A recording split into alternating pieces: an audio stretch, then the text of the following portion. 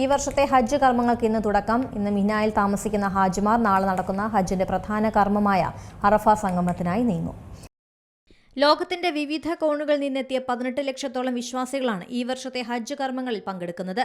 മിനായിൽ താമസിക്കുന്ന ഹാജിമാർ നാളെ നടക്കുന്ന ഹജ്ജിന്റെ പ്രധാന കർമ്മമായ അറഫ സംഗമത്തിനായി സുബ്ഹി നിസ്കാര ശേഷം മക്കയിൽ നിന്ന് അറഫാത്തിലേക്ക് നീങ്ങും.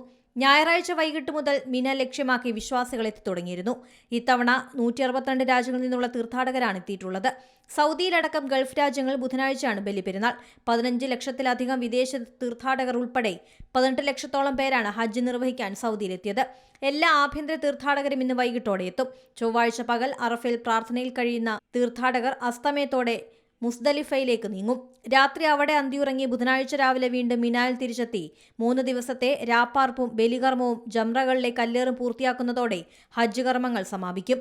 ഇന്ത്യയിൽ നിന്ന് ഇത്തവണ 1,22,518 തീർത്ഥാടകരാണ് ഹജ്ജ് നിർവഹിക്കാനെത്തിയത്. 20,000 പേർ കേരളത്തിൽ നിന്നാണ്.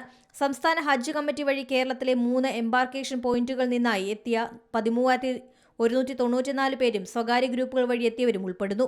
ഹജ്ജ് സുഗമമാക്കാനായി വിപുലമായ സൈനിക സുരക്ഷാ മെഡിക്കൽ സന്നാഹങ്ങളാണ് സൗദി ഒരുക്കിയിട്ടുള്ളത്.